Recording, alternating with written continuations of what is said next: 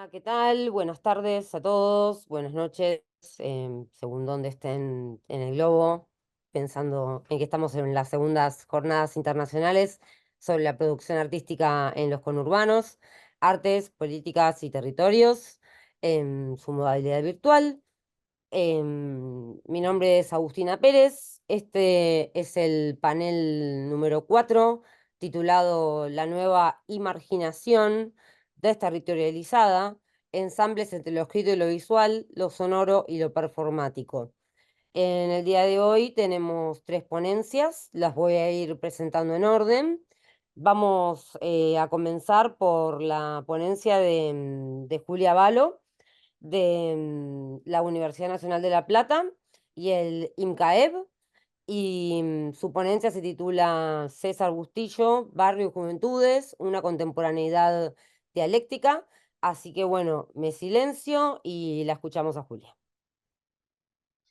Hola, buenas tardes. Muchas gracias por la convocatoria. Mi, mi ponencia va a ir acompañada de unas imágenes. Estas imágenes em, tienen más de 10 años y se hizo en un periodo donde yo ejercía como docente en el barrio de César Bustillo. Entonces voy a presentar al artista César Bustillo, ponemos la imagen, y decirles que bueno, César Bustillo fue un pintor costumbrista, naturalista, nativo de Plátanos, hijo de Alejandro Bustillo, el arquitecto Alejandro Bustillo y Blanca Yerza. Nació en 1917 y falleció muy joven en el año 1969. Vemos la próxima imagen, su taller, un corral de terneros, en un plátanos descampado, en un plátanos de principio de siglo, y a la derecha de la imagen, en la parte superior, donde él dormía. O sea, él tenía por costumbre trabajar desde lo artístico, las pinturas, los dibujos, las esculturas en una zona rural, una zona descampada, durmiendo en ese cuchitril de manera muy precaria. César Bustillo fue el primogénito de Alejandro Bustillo, de 8 hijos, con una posición acomodada. Sin embargo, César Bustillo en todo momento mostró su simplicidad, pasamos la otra imagen, en un espacio donde compartía con sus personal de sus compañías, sus familiares, ellos tenían caballeriza. Este, yo voy a plantear, esta es mi mirada, los planos que yo vengo a trabajar, que es César Bustillo, el barrio, César Bustillo y las juventudes insertas en este barrio del conurbano, en Plátanos, Berazategui. Son conceptos porosos. En todo momento yo voy a hablar de César Bustillo como barrio, como artista, como inspirador. Y a esto yo lo trabajo, lo interpreto como un anacronismo ubicuo de este pasado tradicional de César Bustillo y las juventudes. Pasamos la próxima imagen, las juventudes que están interconectadas virtualmente. Si yo voy a hablar de la mirada de César Bustillo, es costumbrista, ¿sí? Acá vemos algunas imágenes de su pintura, amaba la naturaleza. Él tuvo 8 hijos también, así que en las pinturas se encuentra su familia.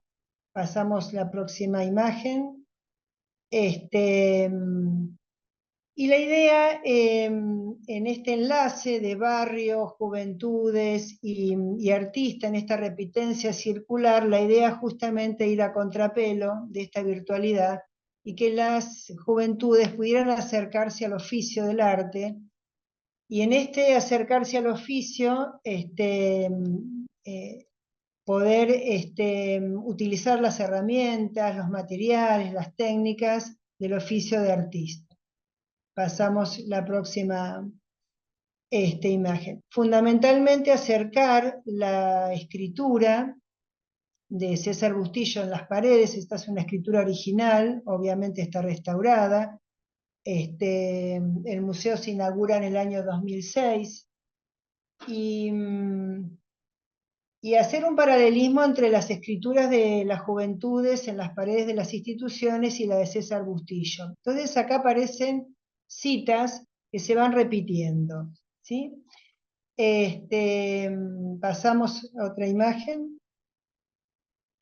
Si observamos el mapa, el barrio César Bustillo es la que está encerrado en esta triangulación amarilla. En rojo, una de las instituciones donde yo trabajé mucho con mis colegas, que aprovecho a agradecer. Y una de las hipótesis que planteamos en ese triángulo azul, supuestamente iba a haber una plaza, hay una plaza, pero en realidad no hay una plaza. Entonces, una de las hipótesis que nosotros nos planteamos, ¿por qué los jóvenes se iban a buscar una plaza, a otros barrios? O usaban el cementerio, que está cerca de la escuela, lo que implica estar en el cementerio para conversar, para compartir un espacio, o esta errancia, el vagabundeo, en busca de esta plaza, de este encuentro con otros jóvenes, y se convirtió en un proyecto llamado La Ciudad Nómade. ¿Qué empezamos a observar? Que los grupos de jóvenes empiezan a desplazarse y a errar, hasta cierta errancia relajada, buscando espacios complacientes para ellos. Si vemos que entre la Escuela 30 y el Museo Taller Bustillo hay un corto trayecto, enfrente del Museo Taller Bustillo está la estancia Alejandro Bustillo. Entonces tenemos acá dos conceptos.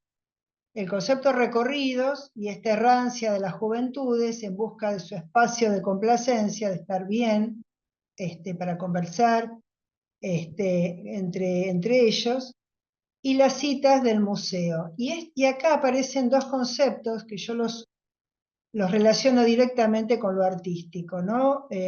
Las dos cuestiones operatorias fundantes del arte es el tiempo y el espacio. Esta cercanía de los centros culturales, de las escuelas, nos permiten abordar en los proyectos el concepto César Bustillo. Por eso digo que son permeables, que permanentemente estamos hablando de proyectos. El arroyo Las Conchitas también bordea el barrio, donde los jóvenes van a pescar, iban a pescar, están, permanecen, circulan, y César Bustillo también lo cita en su museo. Vemos otra placa. Entonces podemos leer también en las paredes del museo esta idea de progreso que tiene el barrio. El barrio de Bustillo, en primer lugar, era un barrio marginal, un barrio justamente en las márgenes de Hudson, que pertenece a una localidad vecina que es Plátanos, siempre en las márgenes. En esta escritura que vemos en la pared, escrita por César Bustillo, plantea esta idea de progreso de las fábricas, el humo pestilente. Pasamos. Y entonces empezamos a generar proyectos para reforzar esta idea de enlace del mismo barrio que vivió César Bustillo a principio de año y este presente. Me permito leer, dice: las citas que cifra el artista en la pared y los recorridos trazados por las juventudes exponen un mismo mapa barrial. Entonces, desde el espacio tenemos los recorridos y desde el tiempo las citas del pasado. Pasamos a otra imagen. Bien, entonces repetimos, insistimos, los alumnos y las alumnas no hacen obras de arte, solo experiencias estéticas. En este caso, en ese entonces era la escuela 12, se realizó un puzzle gigante, con la imagen de la tapa del catálogo, acá aparece la idea de fragmento, de parte, Un problema que tiene el museo es el público adolescente, es un público difícil. Entonces usamos las instalaciones del museo para trabajar directamente ahí. Pasamos. Está presente jugando con alumnos de la escuela secundaria. Leonardo Casado, lo vemos ahí interactuando, tejiendo los árboles, haciendo intervenciones, instalaciones. Pasamos. Este recorrido de los alumnos dentro del museo, fuera del museo, también dio conocimiento, apropiación del barrio.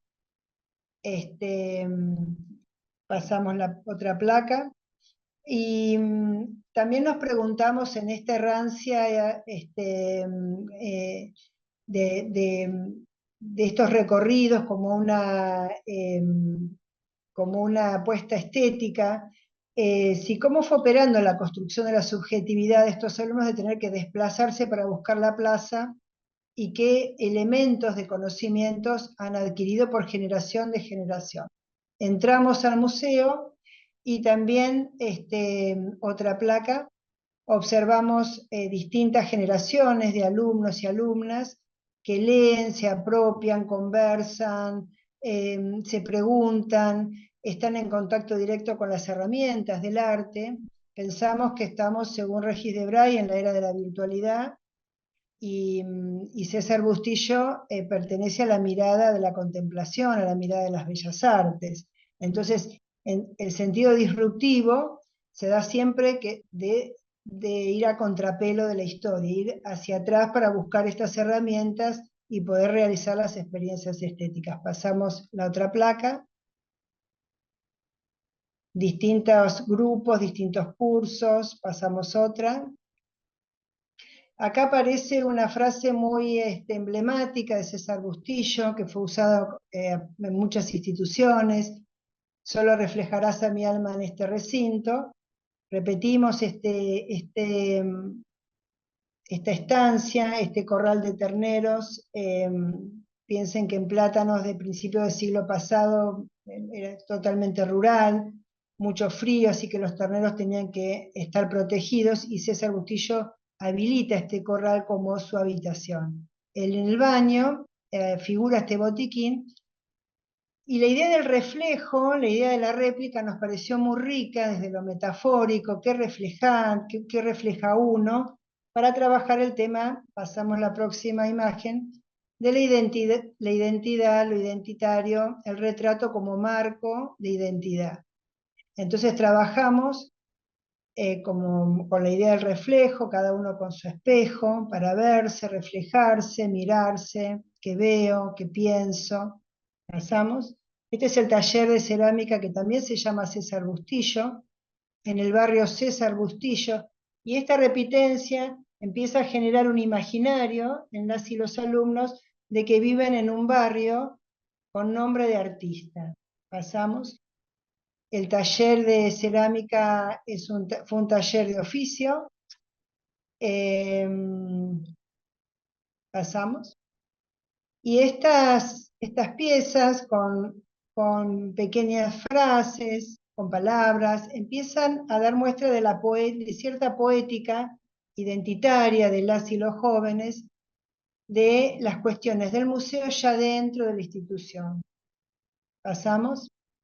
Y estas imágenes, después estas piezas, estas cerámicas, fueron expuestas en el Museo Histórico Natural de Berazategui. Entonces estamos observando todo este recorrido desde las márgenes a la centralidad, y además nosotros no hablamos de la periferia desde el centro, sino insertos en la periferia. Esto me parece muy, muy importante también. Siempre trabajamos en los márgenes y de manera centrífuga hacia el museo, hacia la estancia de Alejandro Bustillo, y después de manera centrípeta volvemos a las instituciones. Pasamos. Bien.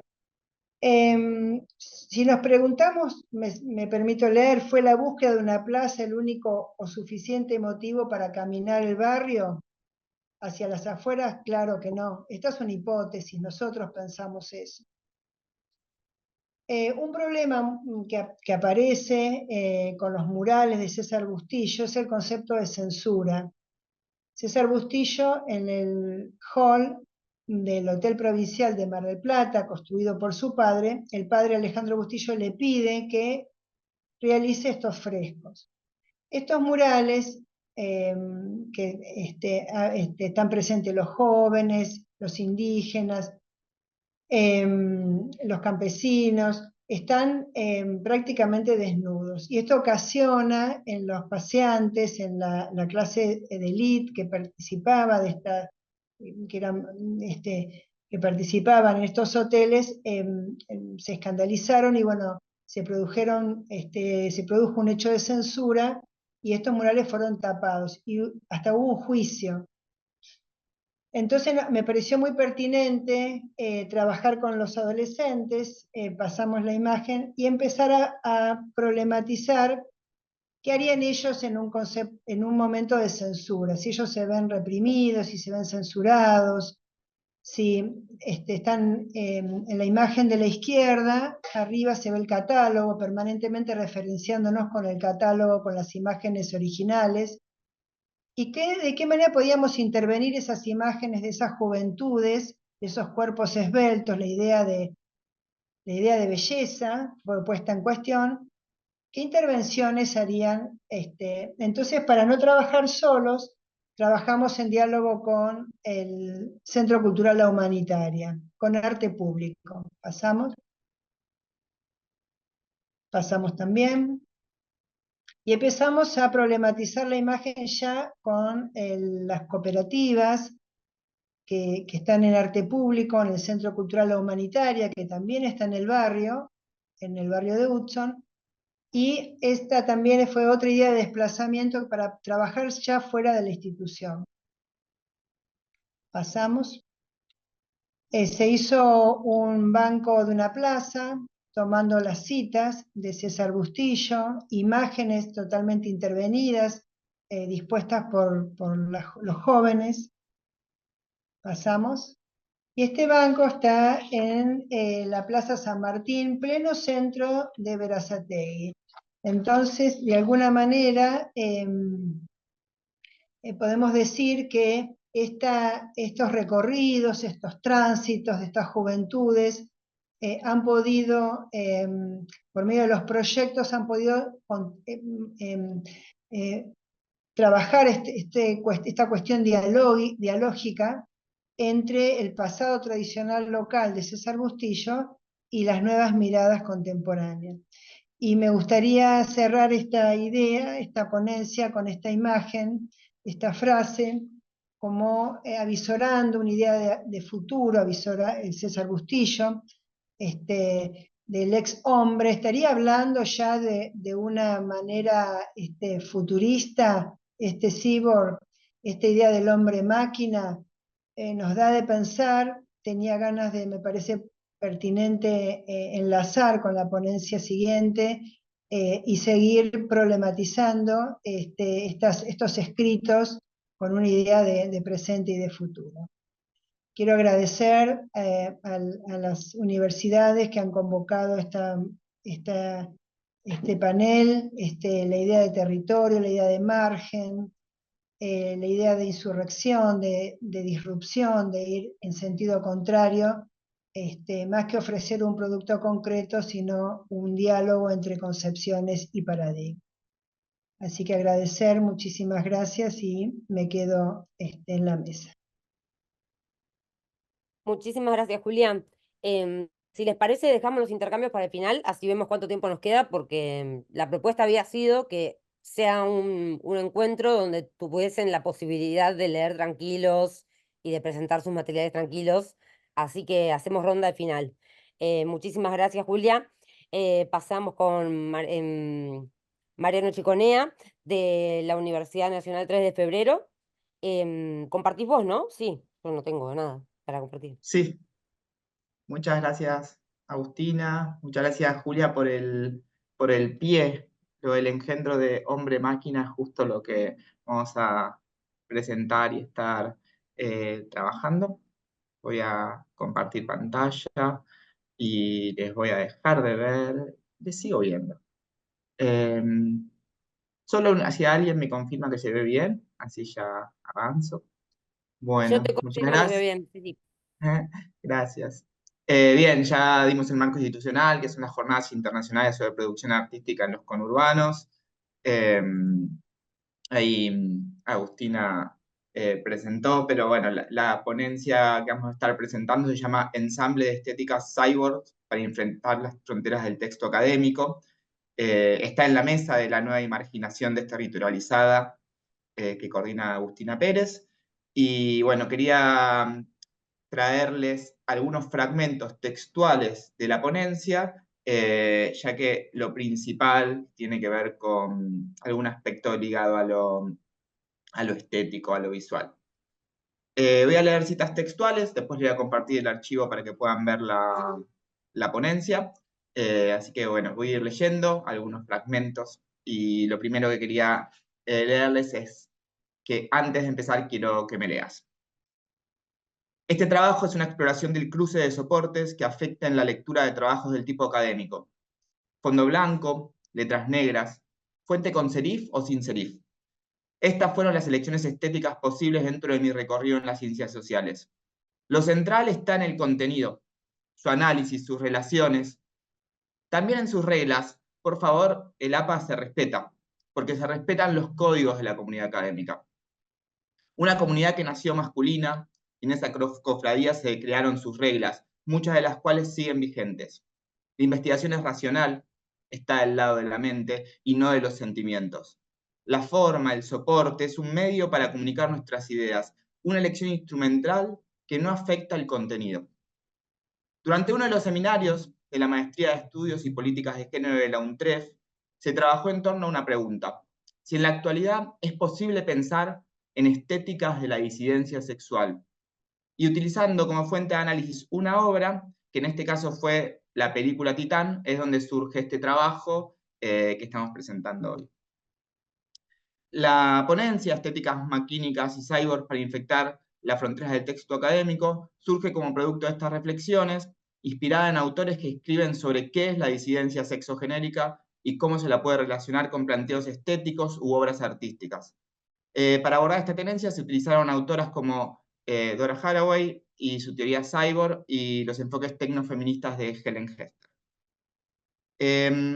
Este trabajo se presenta como un intento de romper la pulcritud androcéntrica y reglada de los formatos académicos, contaminando su estilo, tomando elementos de la programación, para dejar marcas y codificaciones propias del HTML, que es el código que se utiliza para estructurar páginas web, y también otros elementos del mundo de la programación, como Python, JavaScript, CSS, y la búsqueda es traer otros lenguajes que irrumpan y conformen una estética y que el soporte sea un elemento más que afecte la lectura del trabajo académico. También en la ponencia se buscan espacios para generar la aparición de la primera persona en el texto, donde pueden aparecer dudas, opiniones personales, desvaríos y desafiar un poco la noción de que la invisibilidad de la persona es sinónimo de objetividad. Esta es la estructura del trabajo, tiene capítulos que están así escritos y después se explica por qué cada capítulo está escrito así. Y voy a comentar de cada uno de estos capítulos de qué va cada uno de ellos, trayendo una cita textual y una explicación muy corta para contar qué se ve en cada espacio. Voy a tener suerte. Acá también se explica que lo que está marcado en color es cómo se escribe un comentario en HTML. Esto es para empezar a darle una estética, un soporte que empiece a romper con esto que les decía del texto con fondo blanco y letras negras. Y les leo una parte. Arranco y le pregunto a Google: ¿es posible hablar de estéticas disidentes? En 0,32 segundos me ofrece 170.000 resultados que prometen darme una respuesta. ¿Alguien usará el botón de voy a tener suerte? Wikipedia dice que el botón... Wikipedia dice que Google dice que el 1% de las búsquedas se hacen apretando este botón. Para mí que es mentira. Ese porcentaje tiene que ser menor. Elegir solo la primera opción sobre un total de cientos de miles sin siquiera ver las otras opciones parece una decisión absurda, aunque estadísticamente similar a ver solo la primera página. Una versión ayornada de aquellos que prefieren el pájaro en mano. La actualidad es Google, respuesta a todo. Miles, millones, inabordables, infinitas opciones. Una realidad mediada por Internet, sujeto, Internet, objeto. Y mientras miramos el feed de la gente como une, nos sorprendemos cuando gana un candidato al que nadie quiere y caemos en la cuenta de que nuestra mediación con el mundo está basada en algoritmos de inteligencia artificial que nos muestran recortes de la realidad ajustados a lo que queremos leer, ver, consumir. Y en el perfil de mi cuenta me hacen llegar lecturas de Paul Preciado advirtiendo que la oscura era del píxel podría ser incluso la última si no logramos inventar nuevas formas de equilibrio entre los mundos del carbono y el silicio, nuevas modalidades de diálogo entre las entidades subjetivas, maquínicas, orgánicas, inmateriales y minerales del planeta. Y acá una pregunta, que es cómo disentir frente a pantallas que nos muestran lo que queremos. Pasamos a la primera sección, hombre o máquina. Ahí se explica que esta doble barra vertical que se llama pipe es un operador lógico de JavaScript con el conector lógico OR. Y en este fragmento se hace referencia a que las obras adquieren su sentido a través de la circulación, poniendo en relación una obra con una máquina. Y ahí una cita textual de la ponencia. Siguiendo a Deleuze y Guattari, podemos decir que no hay que preguntar qué quiere decir una obra, sino que lo que realmente importa es cómo se relaciona con el entorno, cómo circula, con qué otras obras se la compara o relaciona. Bueno, este es el primer apartado. El segundo, que se llama La naturaleza muerta. En este fragmento se hace un recorrido corto sobre algunos cambios en las estéticas de los años 60 hasta nuestros días, y también ahí hay una explicación cortita de qué es el body en HTML, y ahí una pequeña fragmento. En los 80 llega el glam pidiendo un poco de falsedad y encuentran lo plástico, en la parodia, forma de construir cuerpos, mientras que el manifiesto cyborg cuestiona que puedan identificarse con claridad las fronteras que separan lo humano y lo animal, lo humano y la máquina, y el mundo físico del no físico. Llegan los 90 y Butler dinamita el sistema sexo-género con el concepto de performatividad, al que luego Preciado le agrega el dildo para hablar de una construcción performativa del género que además discursiva es protésica. El próximo apartado, que dice 11 porque los números apartados está escrito en código binario, se llama disidencia, diversidad. Y se explica que este doble igual con el signo de admiración es una comparación lógica entre saber si hay una identidad o una negación entre dos concepciones en PHP, que es otro lenguaje de programación. En este apartado se menciona el origen del concepto de disidencia sexual y el vínculo con el concepto de diversidad. Hay un fragmento. Rivas San Martín indica que es a través del concepto de disidencia sexual que se erigirán una serie de prácticas estéticas, políticas y críticas que permitirán ampliar el horizonte de las demandas y dar emergencia a otro tipo de discurso que deja atrás la figura de la víctima y adopta un lenguaje paródico, drag y post-porno que pone en tensión, trastoca y desestabiliza las categorías binarias de hombre-mujer. El otro apartado se llama Homemade Resistencia, .jpg. Y esta sección se presenta en el contexto actual, siguiendo los conceptos de Preciado, y se presentará el post-porno como un acto de resistencia de activismo ciberfeminista y digital en contra del sexismo y la discriminación. Se explica de dónde sale este título, extraño, y una cita textual de la ponencia. Una crítica estética disidente y contextualizada en la era fármaco-pornográfica llega desde el posporno y su forma de presentar los cuerpos de una forma desobediente a la matriz heterosexual, adoptando un enfoque posthumanista o cyborg en el que la distinción entre lo natural y lo artificial se diluye. Hay un otro apartado que se llama Nouvelle Vague Gay Friendly, y en este apartado se mencionan distintas películas LGBT que fueron nominadas o premiadas en Cannes en los últimos 10 años, y se analizan los componentes de diversidad o disidencia presentes en esa selección. Hay también un parrafito. Incluso en Cannes emergen propuestas que desafían desde otras perspectivas los mandatos heterosexistas, en especial si se las interpreta en clave cyborg para abrir lugar a personajes post-genéricos que rompen las fronteras entre lo humano-animal, humano-máquina y mundo físico y no físico. El otro apartado, acá ya empieza el análisis de la película, es decir, el análisis de la película Titán fue el origen de este trabajo y también el punto de llegada. Y bueno, se analiza la película Titán interpretada en clave cyborg, mencionando en esta sección a la protagonista de la película y sus vínculos con lo metálico. También se explica en el título que es una clase para, dentro de lo que es CSS. Hay un parrafito. A la salida del hospital, Alexia se separa de su padre y su madre y se acerca a besar el auto del accidente. El auto que le permitió que un trozo de metal ahora sea una parte de su cuerpo y de su vida. Bueno, en esta sección continúa el análisis de la película, poniendo el foco en el vínculo entre Adrián y Alexia, entre Adrián, Alexia y su padre.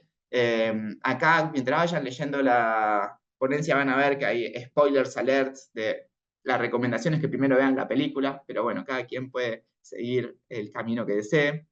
Se explica qué es una variable en JavaScript y cómo se la declara solo una vez como estructura vacía y que el valor específico después puede cambiar la cantidad de veces que se lo desee, y un pequeño fragmento. Aquí comienza a formarse una xenofamilia, es un concepto de Helen Hester, entre los dos, de síntesis, de apoyo y lazos de solidaridad que surgen por fuera de los vínculos genéticos, en dos personas que por distintos motivos tienen rotos sus lazos con sus familias de sangre. Y ahí, bueno, la sección final, se explica que es un bucle for para JavaScript, es una sentencia que repite y repite y repite indeterminadamente algo hasta que cambie la condición. Y les leo un fragmento un poquito más largo. Los cyborg posibilita la creación de sociedades post-genéricas liberadas de las ataduras del sistema sexo-género y abierta a la proliferación. ¡Ay! Se me fue el agua y empiezo a empantanarse las palabras. Lo voy a leer de vuelta. Los cyborg posibilita la creación de sociedades post-genéricas liberadas de las ataduras del sistema sexo-género y abierta a la proliferación de múltiples géneros, trayendo acá conceptos de Haraway, Milano, Hester. El personaje de Alexa, Adrienne, es una entidad humano-máquina que se siente atraída tanto por máquinas como por personas más allá de su género. Tiene la posibilidad de performar en mujer o en varón, bailar a los golpes entre machos o bailar arriba de un camión hidrante con pasos de striptease, incomodando y confundiendo a un grupo de bomberos que no saben qué hacer con su deseo. Tiene sexo con un auto, también con un camión de bomberos. Construye una identidad inventada por algoritmos de inteligencia artificial, permitiendo imaginar desde la ficción un futuro donde podrá reinventarlo todo, hasta el propio género. Y ahí es que desde estas lecturas, Titán puede ser una obra que dialogue y circule con propuestas estéticas disidentes en clave cyborg y xenofeministas, por sus rupturas a las fronteras binarias, taxativas y rígidas, que separan a los cuerpos en dos sexos o que separan a los humanos de los animales y las máquinas. Bueno, muchas gracias. La ponencia completa la pueden ver en un link, seguramente después circule. Y bueno, gracias por el espacio y por la presentación. Muchas gracias, Mariano. Bueno, yo me sigo ahorrando los comentarios sobre Julia y sobre Mariano hasta el momento, hasta el final. Me contengo y le damos paso a la última ponencia. Em, la última ponencia es de Everlag, de la Universidad Nacional de Rosario, y se titula Un Odradex sonoro, formas informes y múltiples variaciones en continuo, X6, de 1971, del percusionista Domingo Cura. Bueno, Ever, vamos con vos. Buenas, ¿qué tal? Gracias por el espacio. Bueno, uno también se va metiendo, ¿no? Ya con estas dos puertas, ¿no? Que se abrieron antes, y también uno va entrando en lo que tiene en la cabeza, lo que va a decir, y ya se va cruzando desde antes, mientras se va escuchando. Pero bueno, en mi caso, ahora ahí voy a compartir. Tengo una presentación que tira algunas pistas y voy a ir comentando otras, ¿no? A ver si voy compartiendo ahí. Eh,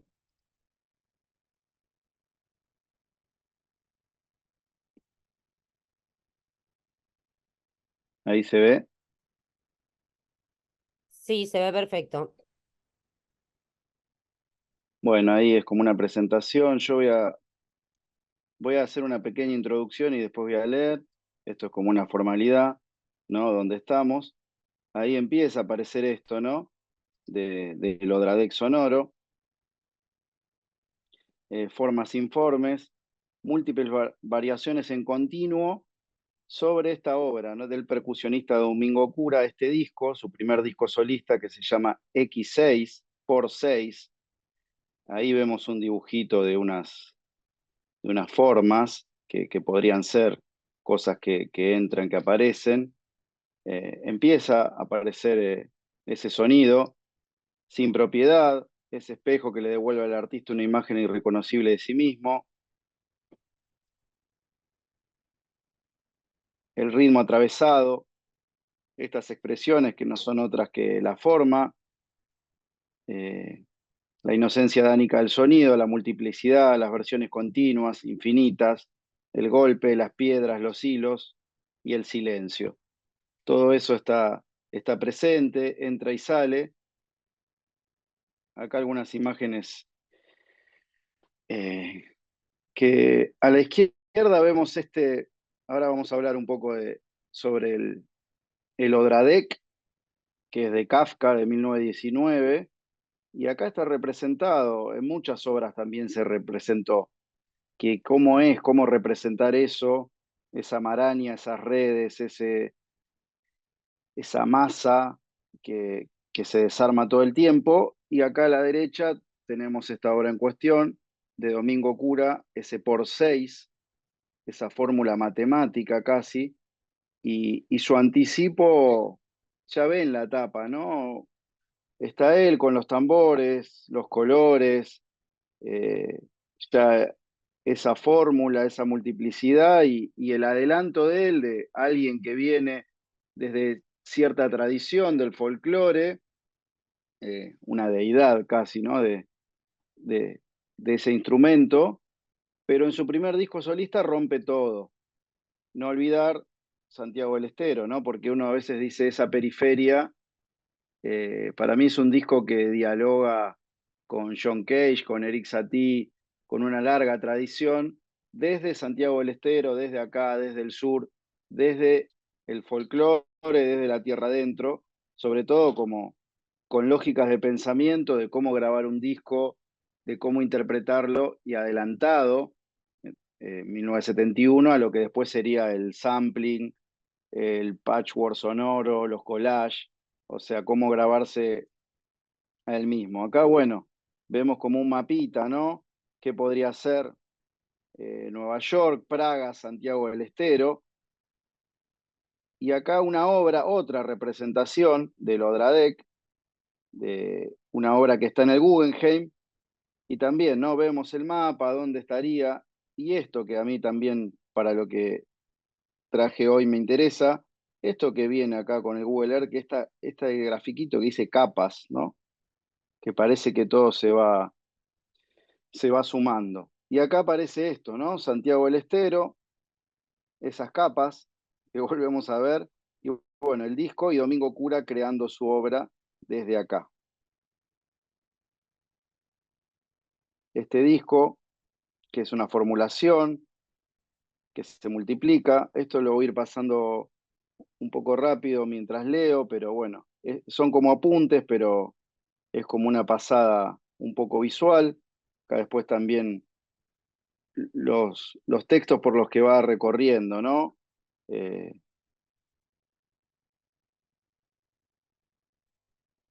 Sobre Deleuze, Agamben, acá hay unas partituras, una de Cage. También me interesa ver cómo se trabajaba sobre alguien que supuestamente solamente trabaja el golpe como algo primal, como un latido, pero también cómo trabaja el silencio, ¿no? También sobre Agamben, lo contemporáneo, ¿no? Ese pasado que no es pasado, que rebota, que influye en él. Acá se lo ve, ¿no? Porque tal vez si uno tiene estas imágenes o alguna referencia que alguno puede tener, lo tiene como cierta tradición básica o sin movimiento, como una foto estática, que puede ser el folclore o la percusión. Y acá empezamos a ver cosas de algo que fue absolutamente de ruptura desde acá, ¿no? Desde Santiago del Estero y desde el sur. Y una pequeña cita sobre Cage, que le preguntaban hacia dónde vamos. Él hablaba algo del teatro, también de los ojos, de esa experiencia, y él mismo no reconocía su obra, ¿no? Le preguntaba de quién era esa obra y era de él. Entonces, en este caso, ese Odradek de Kafka, ¿de quién es? ¿Lo escribió Kafka con su libertad? ¿Es un texto o es la imagen que vemos en una diapositiva? ¿Es una máquina de guerra? ¿Es un sonido? ¿Cruje? ¿Es Odradek una invención del sur del mundo de un folclorista tradicional de Santiago del Estero que un día no se sabe cómo no pudo hacer otra cosa que lo que hizo? Un Odradek sonoro. En cualquier caso, los tiempos están mezclados, el futuro modifica el pasado y lo subvierte, a la par que ese pasado es la fuente de la que el futuro bebe hasta el delirio. Esto es como una pasada, como una intro, digamos. Ahora les voy a leer algunos textitos, pero era como para abrir un poco el juego y también desde lo visual y poner en contexto a veces, sobre todo en este caso, que hablo de una obra y de un artista que viene de la música, hay sonido, y por otro lado los cruces con los textos, ¿no? Pero sobre esto que veníamos viendo, un poco ampliando, sobre esta obra, esta fórmula matemática, se leería como una multiplicación, un resultado. En cualquier caso, es una forma nueva que se produce a sí mismo, a sí misma y adquiere un sentido propio. Se constituye como algo que suma esos pliegues sonoros, esas capas, multiplica y toma una forma extraña que suena, como los movimientos de un Odradek kafkiano. Suena en lenguas, reformula su propio idioma desde lo sonoro. Transforma el habla y resuena en esa lengua extraña, reverberando desde el futuro. El habla, el sonido, el golpe. Destaco el nombre tradicional de Domingo Cura, casi bíblico, como una deidad del golpe de tierra adentro, la mano que sostiene y marca el ritmo del folclore argentino de todos los tiempos, el bombista, el hombre. Si bien su figura es clave dentro de la música tradicional argentina, erróneamente se lo relaciona solo como un músico de acompañamiento, junto a Ariel Ramírez, Misa Criolla, etc. Tiene muchísimas intervenciones, ¿no? Es como, también, son esas figuras que uno sabe quién es, pero nunca escuchó también, ¿no? Es algo como que resuena y no está, o se sabe, pero no se sabe. Y no siendo valorado lo suficiente, creo, leído, dentro de la vanguardia experimental argentina y para mí puesto en el mundo. Tal vez en el mundo sí tiene algún otro valor. Acá se lo relaciona por ahí encasillado como solamente en esa figurita del bombo y el folclore, pero en su primer disco solista de 1971, llamado formalmente Tiempo de Percusión, ya marcando su tiempo y el que vendrá, pero también desde ese título con esa marca, la formulación, el grafo de las cavernas que se nombró al comienzo de este trabajo, por 6 o X6. Aún siendo quien es y el lugar que ocupa en ese linaje folclórico, en ese Olimpo formal del género más tradicional de la música argentina, Domingo Cura buscó en este primer disco solista marcar otro camino, salirse, no pertenecer, no estar en ninguna cosa o simplemente decidirse a crear la cosa, una cosa nueva de hilos retorcidos, enredados, una corriente de linajes, una potencia en sentido sonoro.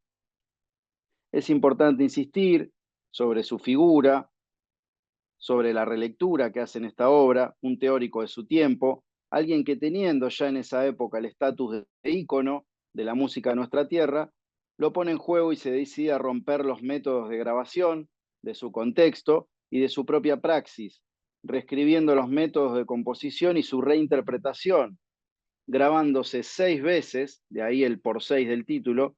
Domingo Cura se nos muestra anticipándose a la cultura del sampling, trabajando con capas, utilizando el estudio de grabación como un laboratorio sonoro.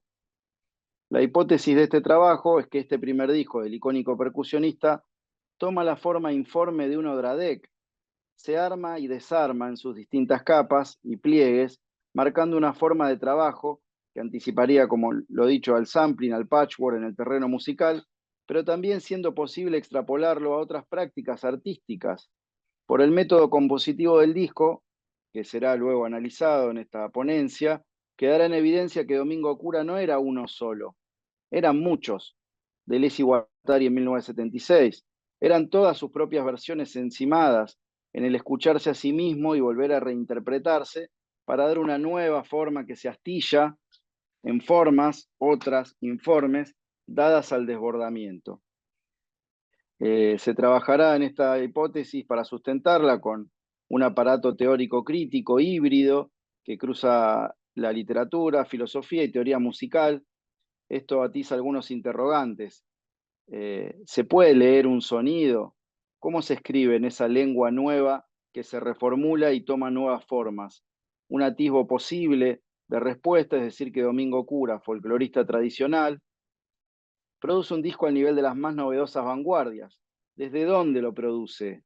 ¿Cómo baja esa información? ¿Cómo pudo inventar eso, ¿no? Muchas veces, para mucha gente son inventores, ¿no? de sonido, de situaciones.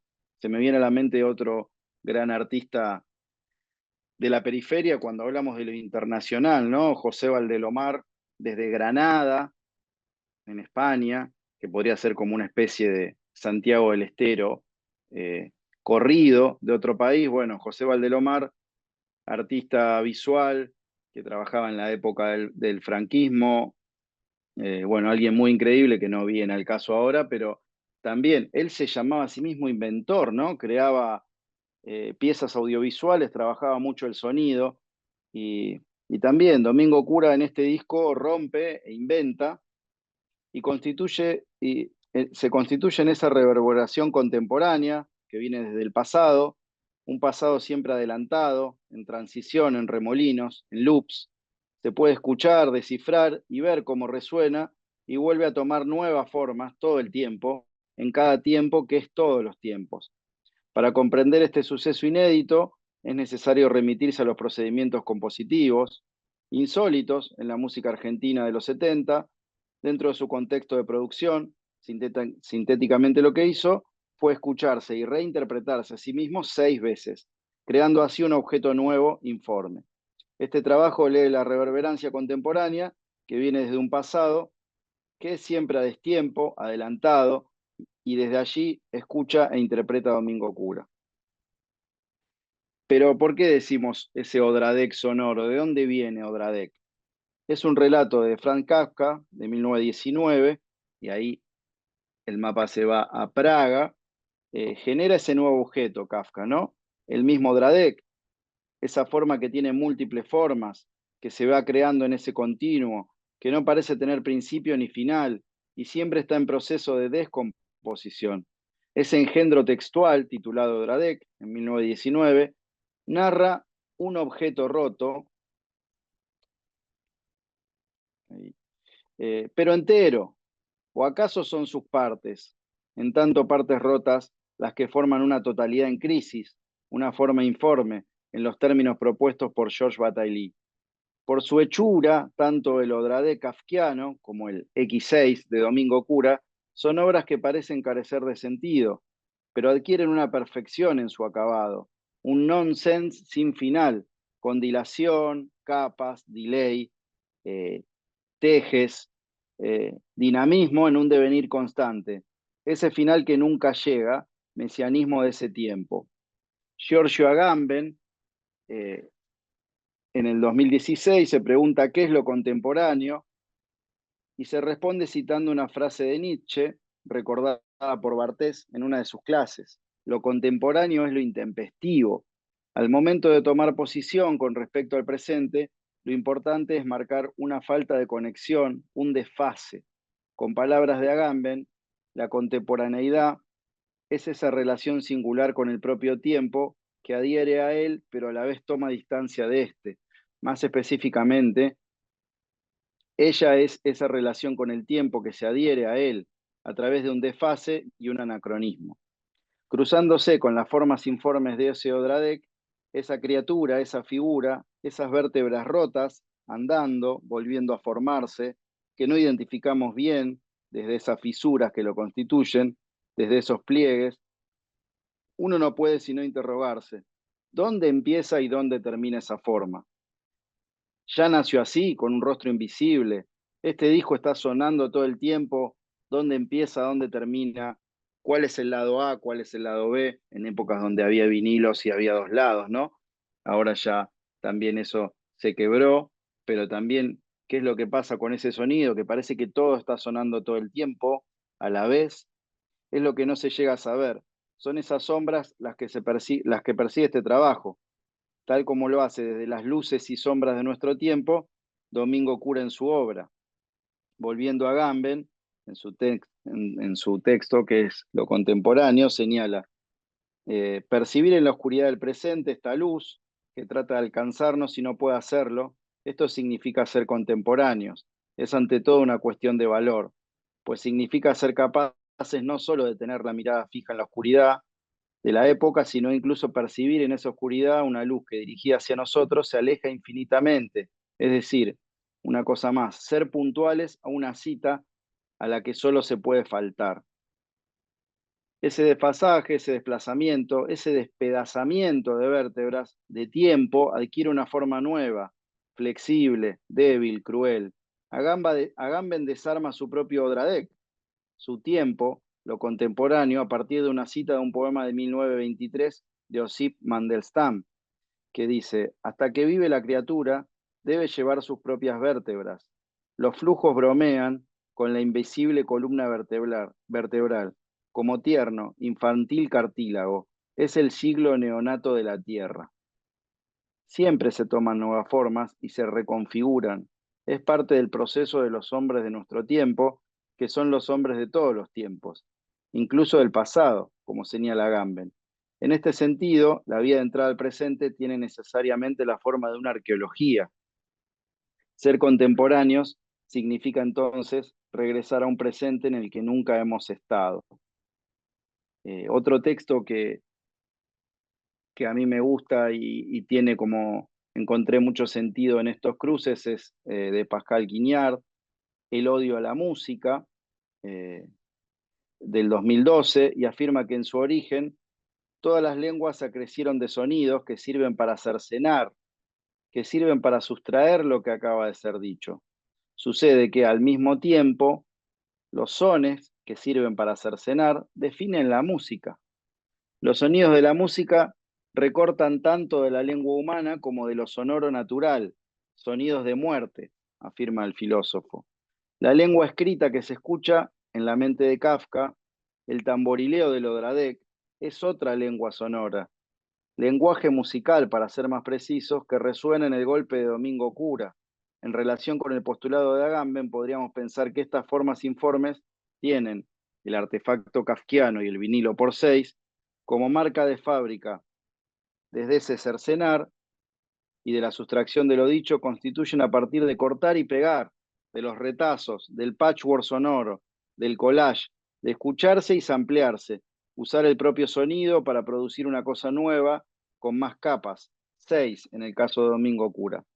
Quignard plantea tener una búsqueda particular, escribe, busco el tarabustante sonoro anterior al lenguaje, el tarabust, el tarabusteo.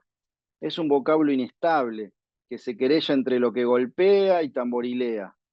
generando un sonido vital que ilumina, como dando a luz, como un renacer.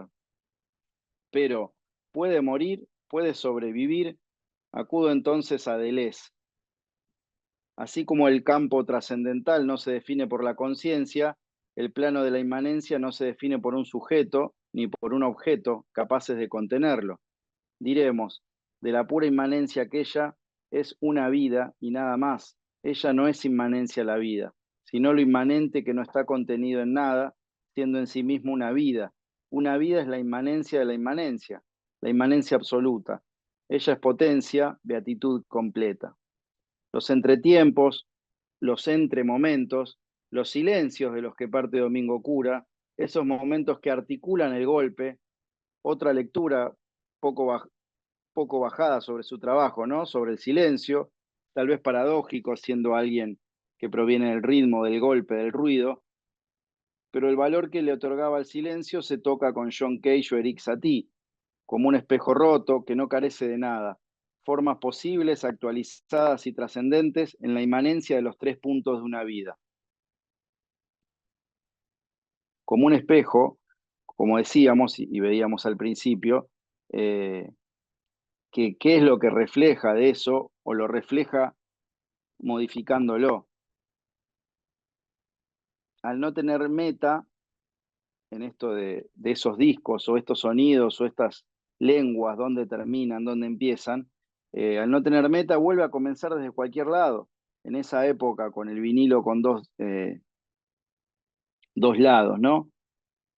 ¿Dónde está el lado A? ¿Dónde está el lado B? Se superpone, se multiplica el continuo, no hay lados, se transforma en una misma cosa.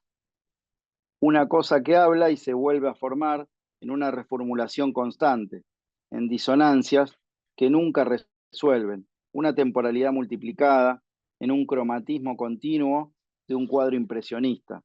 Ahí tal vez hasta podemos ir a la representación de ese Odradek, ¿no? que veíamos en ese cuadro que está en el Guggenheim. Esas capas que se escurren, que se graban una y otra vez, se enciman y forman otras capas. ¿Dónde está el original? ¿Dónde está el origen? Siempre difuso. Esa es la claridad del balbuceo del niño. No se expresa en efecto, sino reflejándose sobre un sujeto que remite objetos. El uno como índice de multiplicidad, un disco que es astillas. El uno es efecto de emplastar lo roto. El uno es un remache, un emplasto. El continuo, sonido sin reverso, la multiplicidad. Capa ensimismada, grave, seco, contratono. Aparece, va y viene el golpe multiplicado, superpuesto que genera otro golpe.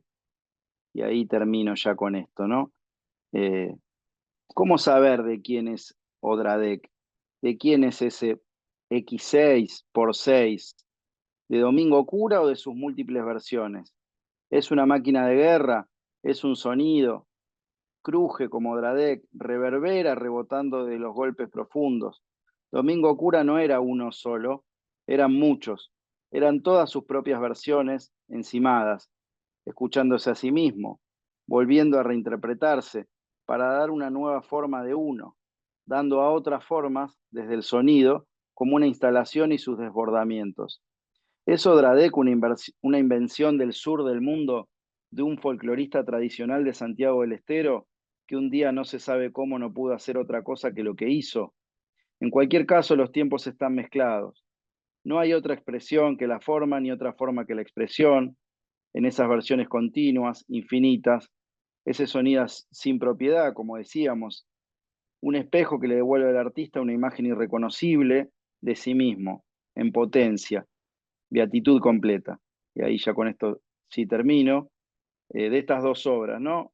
Que se cruzan y abren nuevas preguntas y nos interpelan.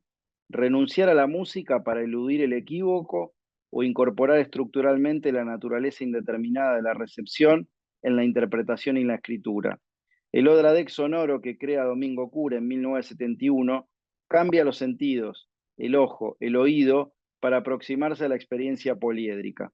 El pasado no influyó en él, sino que él influyó en el pasado, en la medida que lo experimental se entiende como experimental, atravesándolo, constituyendo una prefiguración parcial de los usos contra natura del instrumento. Dentro de ese trabajo sonoro, de esa descomposición del golpe, de las capas sobre capas, apiladas, armando otra forma, atravesado por una corriente en múltiples acepciones. Corriente, lo común, corriente, eléctrica, agua, corriente, lo natural, la fuerza de los elementos. Así que bueno, ahí pasó, fue un poco todo esto y estos sonidos, ¿no? También que están, que en este caso no estuvieron. eh, eh, Tenía pensado dejar sonando el disco, pero bueno, ya también entre el Zoom, la presentación y dejar sonando un disco acá, tenía miedo que se tilde todo. Pero bueno, la obra está ahí también, que también es lo importante, me parece. Así que bueno, gracias por el espacio. Muchas gracias, Ever, muchas gracias a todos. Bueno, nos queda un rato, así que la idea era charlar un poco sobre lo que fue saliendo. Em, no tenemos preguntas, tenemos un solo comentario en el chat que hice yo misma a Mariano. Em, pero em, empecemos entre nosotros si les parece. ¿Ustedes quieren preguntarse algo para no tener yo la batuta?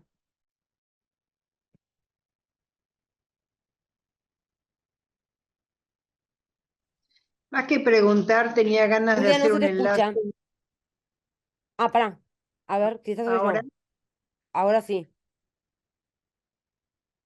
Una cuestión que pude como enlazar y pensar estas tres ponencias tan ricas, tan diversas, y hay lugares comunes como, me parece que todas son el Obredek, de alguna manera, ¿no? Estas citas del pasado, el presente y el futuro, esta cosa que este ex hombre, el cyborg, que no sé qué forma tiene, pero tiene todas las formas. Me parece que ahí está la desterritorialización que hablabas hoy al principio, Agustina, ¿no? En definitiva, estamos como en un terreno maravilloso por lo fértil, desde lo artístico, ¿no? Y que cada cual lo atraviesa con su experiencia de escritores, de músicos y en mi caso ceramista. Así que me parece que hay una actualidad impresionante, eh, y que al mismo tiempo nos permite ir a los márgenes, y ir a la centralidad, ir a los márgenes, ir a la centralidad, desde la escritura, desde la música, desde varios lugares. Muchas gracias, Julia. Bueno, chicos o chicas, no sé si quieren decir, Mariano. No, quizás sumar algo en lo que traía Julia, que ella en su última slide trajo esto de un engendro humano-máquina. Y nada, muchos años antes, ahí es de César Bustillo, muchos años antes que Najara, o muchos años antes que esta película, ¿no? Como ir encontrando como algunas cosas que en algún momento se conectan, no sé si en una otra vez o en qué forma. Y bueno, y algo también de lo que un poco yo estoy trabajando, tiene que ver con esto de romper lo masculino, lo machista, lo androcentrado de la ciencia y traer algo ahí de lo que traía Eber de la música y la matemática, ¿no? Y pensar como que a lo mejor la matemática hay que quitarla, de pensarla que tiene fronteras rígidas, y pensarla como un espacio para la imaginación, digo, por lo general como parece como que nos enseñan como algo que viene dado y no como algo que se construye, no como un lenguaje para crear realidades, y no como un lenguaje donde se hay que valorar la intuición para saber por qué camino llegar a una solución, sino como que nos enseñan, la tomamos, la miramos de un lugar y acá aparece, no sé, seguramente en la composición de cerámicas o en una película o en el lenguaje musical y creo que, bueno, rescatar a la matemática, de ampliar esas fronteras me parece que está bueno como desafío colectivo. Me encantó, me encantó. Ever, ¿querés agregar algo? O si no, voy yo.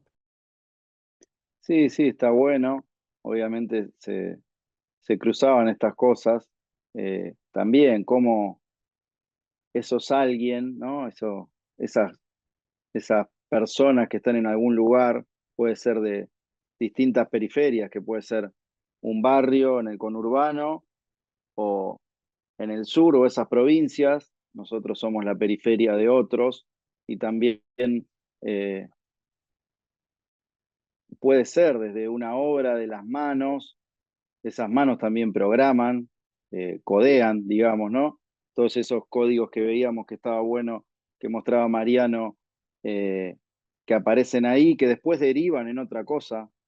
Y bueno, alguien es un Orfeo, aparecen, o sea, esas manos están más la cabeza, ¿no? Pero después, como pueden estar, puede salir de un taller de plátanos, es lo mismo.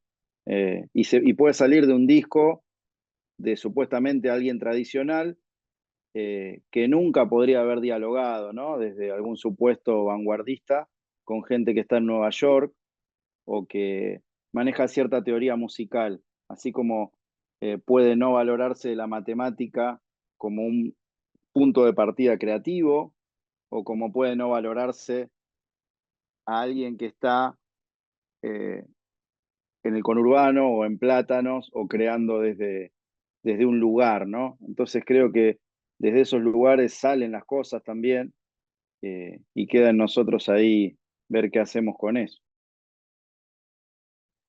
Muchas gracias. Bueno, yo tenía miedo de que no nos dé tiempo, por eso no nos presenté la mesa al principio, porque como les había dicho en nuestra organización previa que quería que ustedes estén tranquilos y tranquilas, em, voy a volver un poquito sobre, bueno, me parece que la mesa, estoy contenta, yo muy contenta con sus tres trabajos.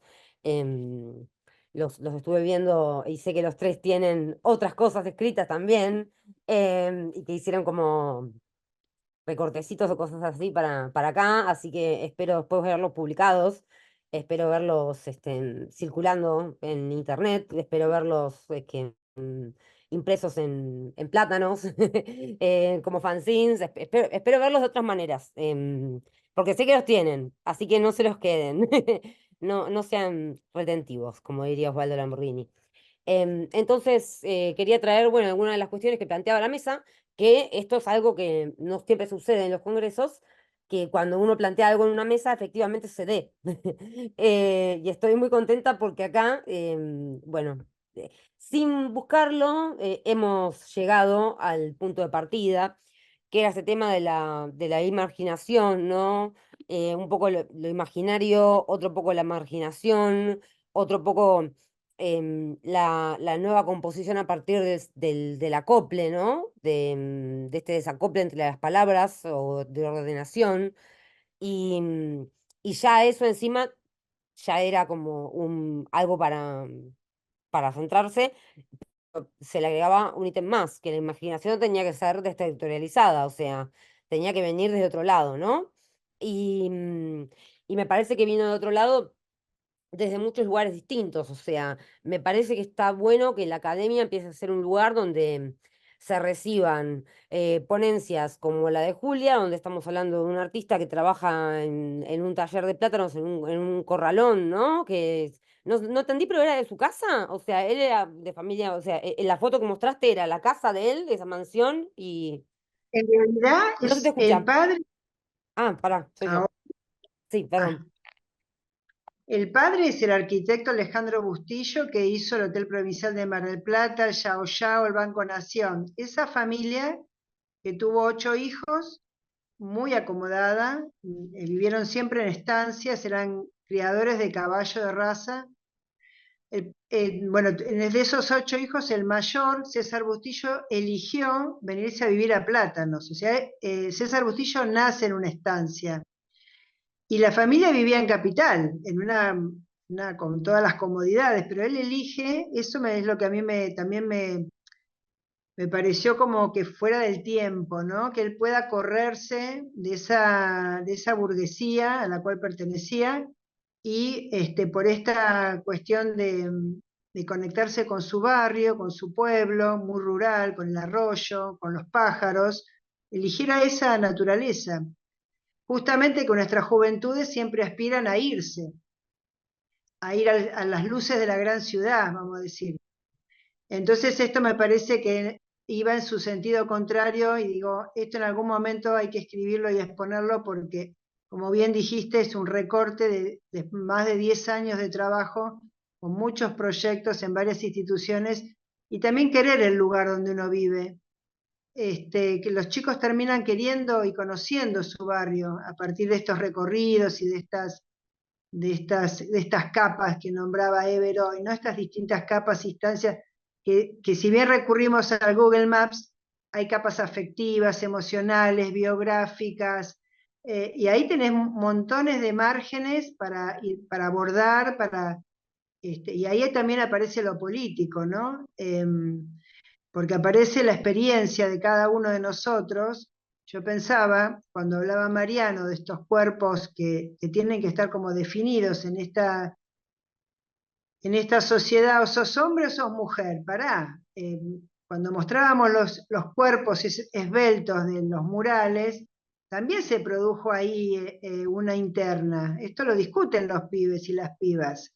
Esta cosa del cuerpo formado, el deber ser, nosotras, pertenecer a esa cultura de sos de acá o sos de allá. Y me parece muy rico esas discusiones, ¿no? Muchas gracias, Julián. Bueno, sigo un poco, me parece que la mesa iba un poco en el plan de pensar cómo la autonomía literaria había ocasionado que el objeto libro, en principio, ¿no? Que es sobre todo lo que yo trabajo, que vengo del área de las letras, ¿no? Entre en una descoagulación, que lo volvía como permeable a conectarse con otras praxis. Pero en realidad cuando pienso en el objeto libro desde mi lugar, también lo que quiero hacer es darle lugar a cómo, como todo, como dice Malarmé, ¿no? Todo fue hecho para terminar en un gran libro, ¿no? El libro como en ese sentido. Yo creo que bueno, estas ponencias pueden terminar en un libro, porque ese libro no tiene que ser un códex, ¿no? Ese es así plegable, ni un PDF, ni ese libro puede ser un virus, como uno que puede programar Mariano, por ejemplo, ¿no? Que ya lo vimos con ciertos conocimientos. Puede ser un attachment que recibas y le das clic y chau, chau computadora, ¿no? Y cuando digo computadora me refiero como a la cabeza en lugar de las manos, ¿no? Que era lo que traía Ever, que en un momento decía en relación con las manos de Domingo Cura, las manos de César Bustrillo, bueno, la cabeza de la chica de Titán, que no me acuerdo el nombre, pero, ¿no? La cabeza sí, pero bueno, en todo caso atravesada por una cosa de metal. No, no podemos dejar la cabeza tal y como la tenía René Descartes, no la podemos dejar tal y como la tenía el siglo XX, tenemos que hacer algo con la cabeza. Y para hacer algo, que mejor que hacerlo con las manos, ¿no? Y me parece que las manos están ahí tecleando, están ahí escribiendo, están ahí golpeando, haciendo percusión. Y bueno, creo que eso fue lo que, no sé, lo que volvió. A mí me gustó mucho la mesa. No, no les quiero preguntar nada porque me parece que tampoco los quiero poner en lugar de contestar, ¿no? Pero me parecía que me era mejor así como charlarlo. No sé si quieren agregar algo más. Si quieren les pregunto, pero me parece muy escolar. No, no los quiero como hacer una pregunta, como cuando le hacen una pregunta al profesor y el profesor no le gusta la pregunta y responde otra cosa. Entonces, digo, mejor que hablemos.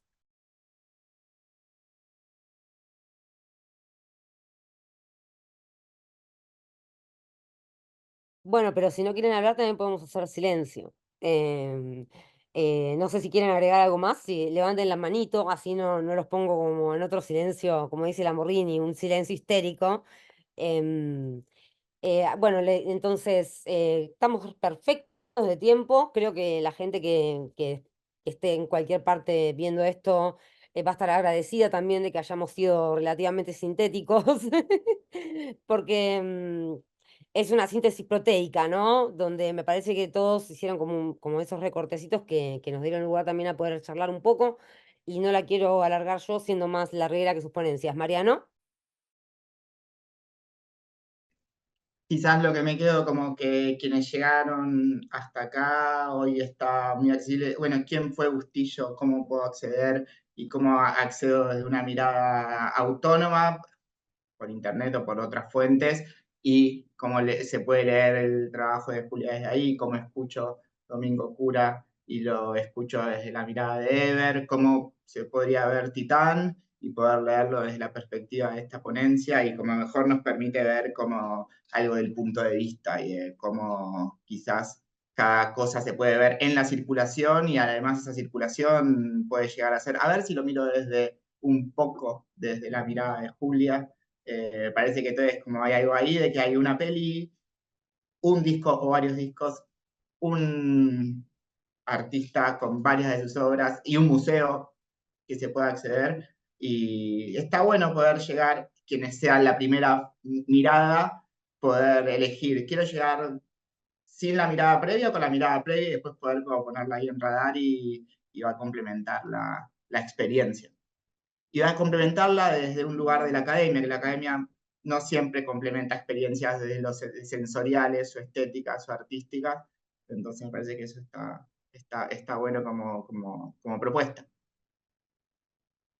Yo iba a hacer una digresión, hice una digresión y no volví, perdón, perdón Julia, antes, solamente completo la digresión, me fui con lo de las manos, pero iba a hablar de que la ponencia de Mariano venía justamente a interrumpir un poco el libro como códex en el sentido académico, ¿no? Que sería me parece que sus tres trabajos vienen a desarticular un poco la estructura formal que se espera también de los trabajos como académicos, ¿no? Em, por eso la idea era que la mesa no sean 12 minutos o 15 minutos contados para cada uno, ni que sea una mesa de muchas personas, sino como tener un espacio donde realmente poder hacer algo, ¿no? Que no sea simplemente venir a conseguir una certificación. Y por eso me parece importante esta pregunta por la circulación, ¿no? ¿Cómo vamos a hacer para que circulen? Mariano había puesto un link al final, dejó su mail. em, Me parece, esto va a estar en un canal de YouTube, así que me parecería importante que después entremos al canal de YouTube y dejemos como nosotros desde nuestras cuentas en los comentarios los links para que las personas, bueno, nosotros no, porque yo no escribí ningún trabajo, pero ustedes sí, o ese nosotros del Leuciano del que hablaba Ever, ¿no? Donde yo si quiero me pego con ustedes en esta, bueno, en la escritura de la mesa, podríamos decir de algún modo. Estaría bueno que la gente pueda acceder a los trabajos antes de las actas, ¿no? Porque el tiempo es intempestivo, decíamos por ahí, y, y las actas a veces tardan en llegar y el público ya está ahí, entonces nada, les propongo que cuando ya estemos en YouTube, más tarde, entremos a dejar como un link a nuestros trabajos si quieren, ¿no? No me refiero al trabajo final, sino a lo que yo sé que tienen ya, lo que mostraron, el PowerPoint, el PDF, etcétera, para que empiece a circular, para que empiece a invadir, para que empiece a corroer, para que empiece como ayer justo tuve una clase de un seminario y salió la frase manantial de Fierro, ¿no? Que yo me refería al el agua de manantial de Martín Fierro, pero como lo dije en voz alta y no estaba la F, me dicen manantial de Fierro, como es como difícil que un manantial chorree fierro, ¿no? Pero está bien también ir hacia ahí. Y, y bueno, me parece que siempre está bueno facilitar. Así que nada, invitarlos a que sigan y a que spoileen, pero como esporas, no como spoiler, a que esporeen, digamos, como las esporas que van por ahí.